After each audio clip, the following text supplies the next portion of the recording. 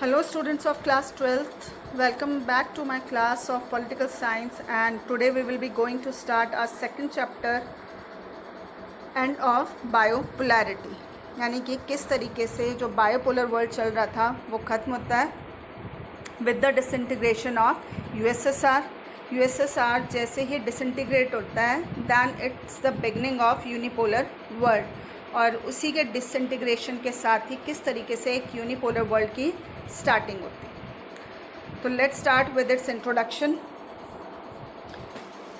Germany, which had been divided after the Second World War, reunified after the collapse of Berlin Wall in 1989. The process of unification of Germany resulted in replacement of communist government in the 8 East European states. This was due to populist movements for overthrowing communist regimes in these states. These are followed by mass action by ordinary men and women in Soviet Union, leading to the eventual collapse of Soviet Union. कि भाई जो एक बायोपोलैरिटी system चल रहा था वो ख़त्म हुआ बर्लिन वॉल के गिरते ही। बर्लिन वॉल जो आफ्टर सेकेंड वर्ल्ड वॉर के बाद बनाई गई थी जर्मनी के अंदर, और जब ये बर्लिन वॉल बनाई गई तो जर्मनी दो पार्ट्स में डिवाइड हो गया, ईस्टर्न एंड वेस्टर्न ब्लॉक के अंदर। यानी ईस्टर्न पार्ट जो जर्मनी का था उसने ज्वाइन किया यूएसएसआर को और वेस्टर्न ने यूएसए को, और इसके गिरने के साथ ही जर्मनी यूनिफाइड हो गया। और इसके यूनिफिकेशन के साथ ही जर्मनी के अंदर कम्युनिस्ट गवर्नमेंट का रिप्लेसमेंट हो जाता है और वहाँ पर दूसरा सिस्टम अडॉप्ट किया जाता है। और ये सब मेन हुआ था वहाँ पर जो भी वहाँ की जनता थी उन्होंने जो भी वहाँ पर पॉपुलिस्ट मूवमेंट्स किए उसके थ्रू। तो ये थोड़ा सा एक स्टार्टिंग है, और ये कंडीशंस किस वजह से आई वही चीज़ें हमने आगे डिस्कस करनी है। So let's start our first topic of this chapter, Soviet system. What was the Soviet system? The Union of Soviet Socialist Republics had been formed after the famous Bolshevik Revolution in 1917. USSR की जो full form है वो है Union of Soviet Socialist Republics, ये इसकी full form है।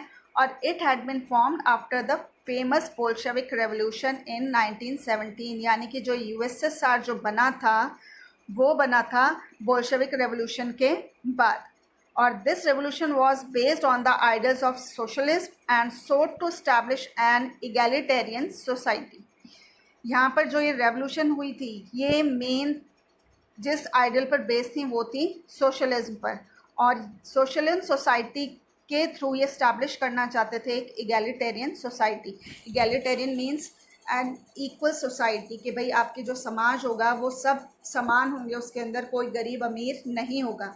और इसी सिस्टम को हम कहीं ना कहीं सोशलिस्ट को आप कम्युनिस्ट और सोशलिस्ट कहीं ना कहीं रिजेंबल करते हैं एक दूसरे से, बहुत थोड़ा सा डिफरेंस है दोनों के बीच में। कम्युनिस्ट सिस्टम के अंदर भी सेम चीज़ें हैं कि जो भी प्रॉपर्टीज़ हों सब चीज़ें हों वो सब में इक्वली डिवाइड हों, प्राइवेटाइजेशन ना हो। तो यही चीज़ें यहाँ पर भी स्टार्ट करने के लिए बोल्शेविक रेवोल्यूशन हुई थी। अब थोड़ा सा इसका अगर इसके बारे में जानना है बोल्शेविक रेवोल्यूशन के, या बोल्शेविक रेवोल्यूशन जिसने स्टार्ट की थी वो थे आपके Vladimir Lenin, who was the Pioneer of Bolshevik party, led Russian Revolution of 1917 and father figure of USSR during crisis in 1917 to 1924।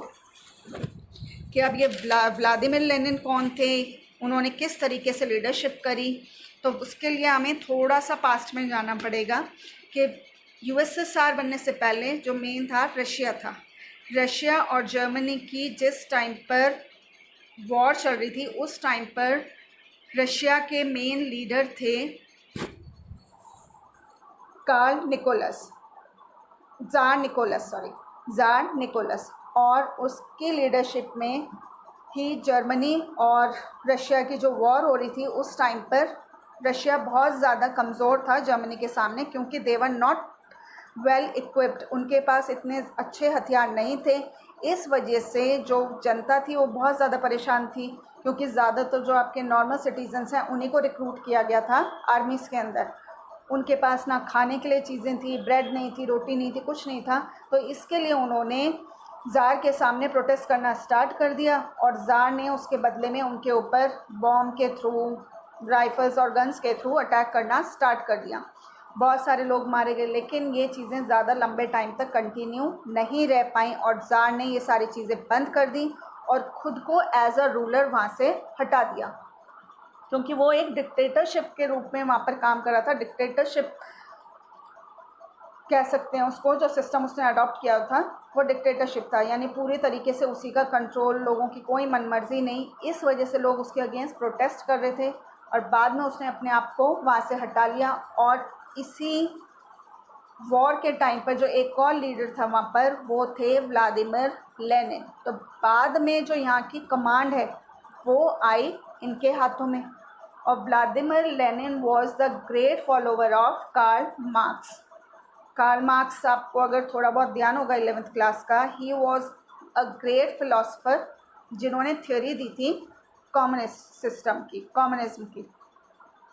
Communism अभी मैंने बताया था कि कम्युनिज्म में मेन जो चीज़ें हैं आपकी, या जो प्रॉपर्टीज़ हैं, वो सारी चीज़ें इक्वली डिस्ट्रीब्यूट की जाएं गरीबों के बीच में। ये ना हो कि भाई ज़मीनें हैं तो उस पर जो काम कर रहा है उनको तो कुछ ना मिले, लेकिन जो उसके ओनर्स हैं सारा कुछ प्रॉफिट उनके हाथों में जा रहा है। तो कम्युनिस्ट सिस्टम में ये होता है कि भाई जितना प्रॉफिट हुआ आपके देश के अंदर, जितनी जिसको ज़रूरत है उसके हिसाब से उस प्रॉफिट को डिस्ट्रीब्यूट की जाए। अब मानो एक फैमिली में तो 2 मेंबर हैं, उनको आप उतना ही पैसा या जो भी अनाज है उतना ही दे रहे हो जितना एक फैमिली के अंदर मानो 10 मेंबर हैं, उनको भी इतना ही दे रहे हो। तो that was not an equal distribution. तो इसके लिए किया गया कि जिसकी जितनी ज़रूरत है उतना ही उसको दिया जाए प्रॉफिट। ये चाहते थे कार्ल मार्क्स कम्युनिज्म के थ्रू। तो व्लादिमीर लेनिन ने इसी थ्योरी को उनके अडॉप्ट किया था और वही चीज़ वो चाहते थे यूएसएसआर के अंदर भी फॉलो करना। और इसी के लिए उन्होंने बोल्शेविक रेवोल्यूशन स्टार्ट की थी to oppose capitalism and work for creation of a society based on the principle of equality and abolition of private property. यानी कि उन्होंने जो एक बोल्शेविक रेवोल्यूशन जो स्टार्ट की थी वो की ही इसी वजह से थी कि भाई कैपिटलिस्ट जो सिस्टम है वो हटा दिया जाए और कम्युनिस्ट सिस्टम को फॉलो किया जाए कंट्री के अंदर, जो बेस्ड हो किस प्रिंसिपल पर, इक्वालिटी के ऊपर। और वहाँ पर प्राइवेट प्रॉपर्टी को कोई भी परमिशन नहीं दी जाएगी, यानी प्राइवेट ओनर्स नहीं होंगे, जो भी चीज़ें होंगी इक्वली डिस्ट्रीब्यूट होंगी। तो उसके लिए उन्होंने अपनी एक पार्टी बनाई, बोल्शेविक पार्टी, या उसको कम्युनिस्ट पार्टी भी बोल सकते हैं। कम्युनिस्ट पार्टी उन्होंने यहाँ पर बना ली। No other political party or opposition was allowed to operate. This Bolshevik control was known as the Soviet system. It was even implemented in several East European states. यानी कि कोई और पॉलिटिकल पार्टी या opposition नहीं था जिसको allow या उसको परमिशन दी गई यहाँ पर इलेक्शंस वगैरह में खड़े होने के लिए। और बोल्शेविक का जो ये कंट्रोल था, जो ये सिस्टम था यूएसएसआर के अंदर, यही कहलाया सोवियत सिस्टम। और इस सिस्टम को कई यूरोपियन स्टेट्स में फॉलो किया गया। Many east European states under fascist control were liberated bye Soviet union during the second world war and after the war these countries also came under the influence of Soviet union. कि जिस time पर second world war चल रही थी, कई east European जो states थी fascist के कंट्रोल में। फैसिस्ट कंट्रोल मीन्स जो इटली और जर्मनी के कंट्रोल में थी, उनको यूएसएसआर ने या सोवियत यूनियन ने आज़ाद करवाया था। इस वजह से इन कंट्रीज़ ने सोवियत यूनियन को फॉलो करना शुरू कर दिया, उनके इन्फ्लुएंस में आ गई। और जो भी उनका पॉलिटिकल सिस्टम था और सोशो इकोनॉमिक सिस्टम था, वो सारा का सारा सोवियत सिस्टम के ऊपर बेस्ड था। यानी कि जो भी चीज़ें सोवियत सिस्टम के थ्रू डिसाइड की जाएंगी, भाई ट्रेड कैसे होगा, किस तरह की सोशो इकोनॉमिक कंडीशंस होंगी, वो सारी ही सारी इन कंट्रीज़ के अंदर सोवियत सिस्टम के अकॉर्डिंग फॉलो की जाती थी। And this block of countries was called second world और सोशलिस्ट ब्लॉक। इन्हीं कंट्रीज़ को जिन्होंने आज़ाद कराया गया था सेकेंड वर्ल्ड वॉर के बाद जर्मनी और इटली से, यही सेकेंड वर्ल्ड कंट्रीज़ कहलाएं या फिर सोशलिस्ट ब्लॉक कहलाएं। And USSR led this bloc and a military alliance called the Warsaw Pact bound them together. Warsaw Pact आपको ध्यान होगा फर्स्ट चैप्टर में हमने रीड किया था कि नाटो जो यूएसए ने बनाया था उसके अगेंस्ट यूएसएसआर ने वार्सा मिलिट्री पैक्ट बनाया था, और इसके थ्रू जितनी भी कंट्रीज़ इसके अंदर इन्वॉल्व हैं या those who were alliance of USSR they bound together, वो सब एक साथ इसके थ्रू बाउंड थे। तो ये था आपका सोवियत सिस्टम, यानी कि सोवियत सिस्टम क्या था वो क्लियर हुआ होगा आपको। Now move on to another topic. इन नोट्स में आपको शायद नज़र नहीं आएगा, लेकिन मैं उनको आपको डिटेल में यहाँ पर समझा देती हूँ कि भाई जो ये सोवियत सिस्टम था वो एज अ रोल मॉडल कैसे इस्टेब्लिश था, क्यों इसको एज अ रोल मॉडल देखा जाता था इकोनॉमिक लेवल पर दूसरी कंट्रीज़ के सामने। तो it has some features. Here are the features of Soviet as a role model. कि भाई जो सोवियत यूनियन था इसका एक बहुत वास्ट नेटवर्क ऑफ कम्युनिकेशन था, huge generation of energy resources which included oil, iron, steel etcetera.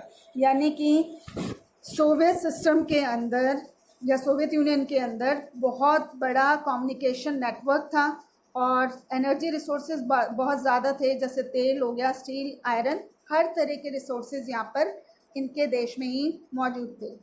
Russia had a huge network of machinery production and a well-developed and integrated system of transport connected even its most remote areas।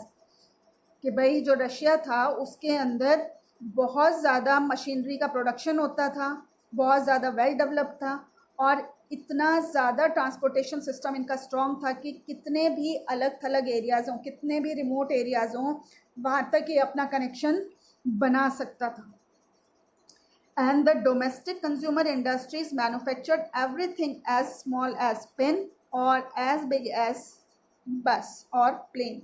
यानी कि इनकी जो खुद की घरेलू उद्योग थे, domestic industries थी, वो इतनी वेल डेवलप्ड थी कि वो अपना खुद का सारी चीज़ें वहीं पर बना लेते हैं, चाहे वो छोटी से छोटी आपकी पिन हो या बड़े से बड़े आपकी बस हो, कोई भी चीज़ हो, तो वो सारी कुछ ही मैन्युफैक्चर कर लेती थी अपनी कंट्री के अंदर।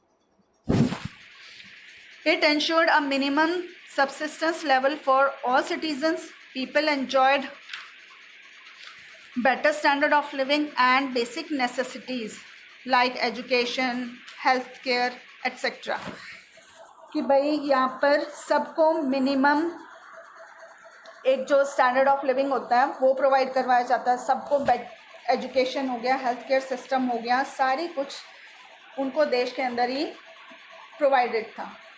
फिर आपका जो अनएम्प्लॉयमेंट था वो भी नज़र नहीं आता था, यानी कि जो रोज़गार है वो भी बहुत अच्छा था, unemployment did not exist. The dominant form of ownership was state control. Land and productive assets were managed and regulated by the state। यानी कि आपकी कंट्री के अंदर, इसके यूएसएसआर के अंदर इस टाइम पर मेन जो ओनरशिप थी या डोमिनेंस था वो था स्टेट का। स्टेट मीन्स गवर्नमेंट, यानी कि सारा कुछ गवर्नमेंट के कंट्रोल में था। कोई भी लैंड हो, कोई भी प्रोडक्टिव असेट्स हों, वो मैनेज और रेगुलेट होती थी गवर्नमेंट के थ्रू। यहाँ पर आपका वर्ड आ रहा है प्रोडक्टिव असेट्स। अब लैंड तो सबको पता है भाई, ज़मीन है किसी के पास।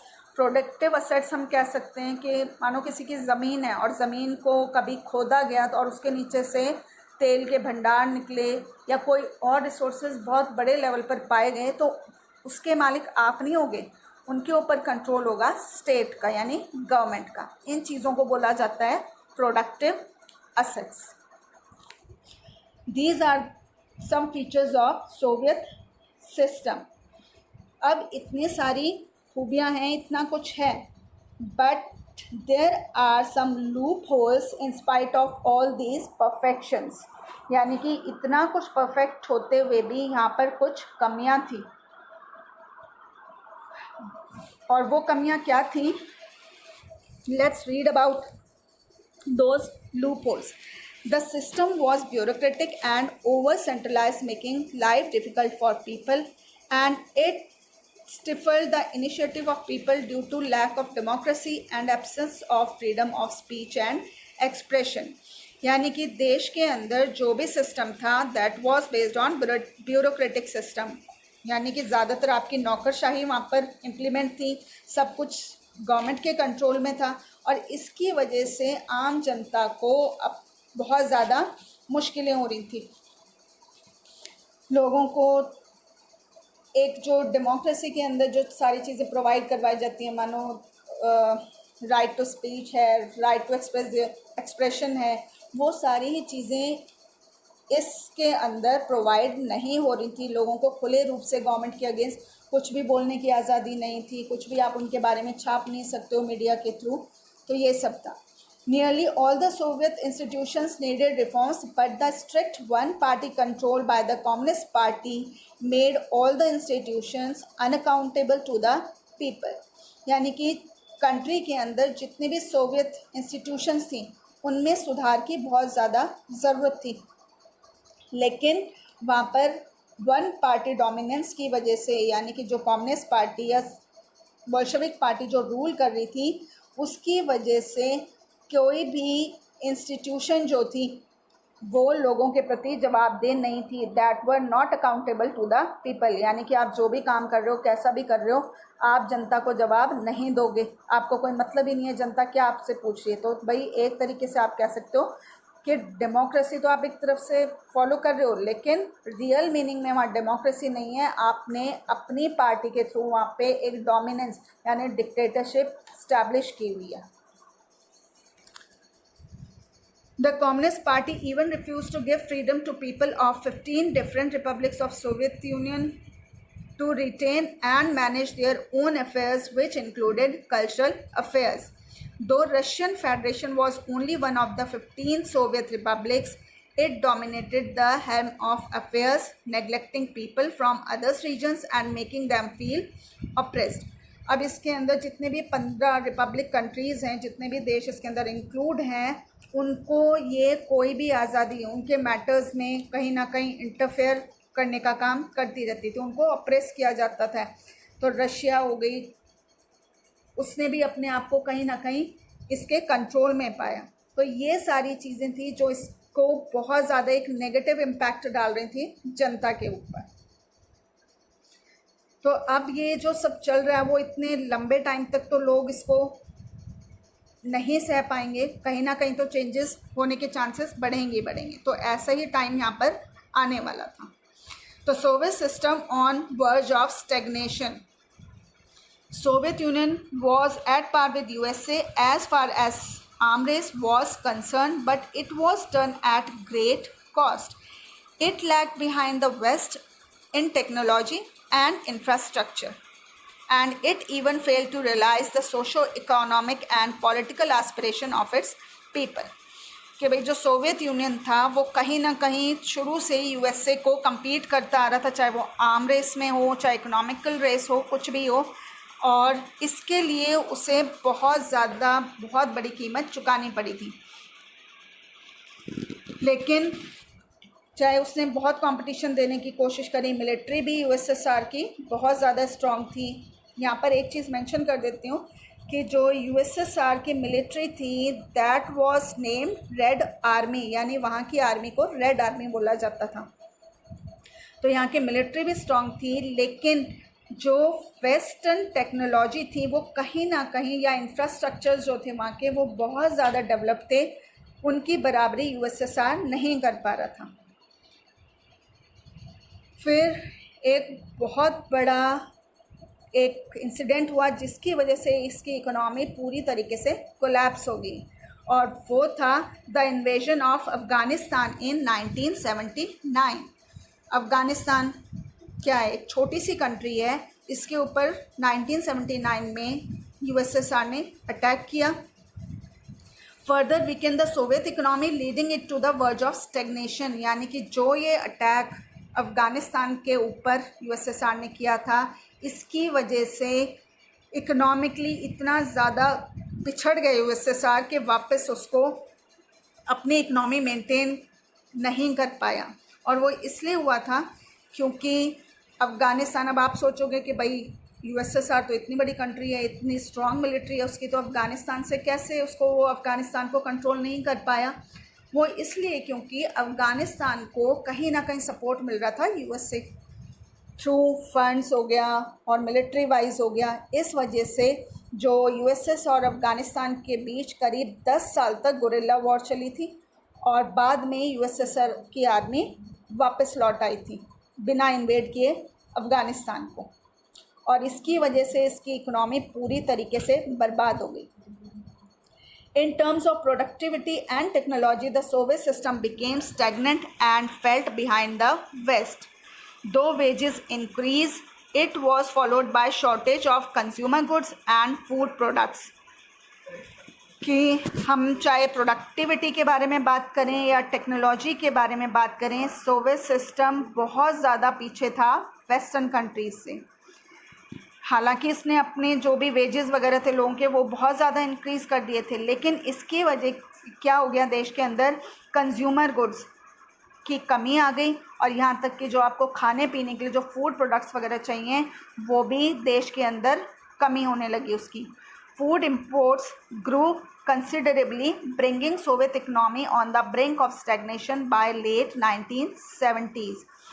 ये हालात हो गए कि फूड प्रोडक्ट्स जो थे वो इन्हें दूसरे देशों से इंपोर्ट करने पड़े, और जो एक बची खुची जो इनकी इकोनॉमी थी वो भी पूरी तरीके से बर्बाद हो गई इन 1970s।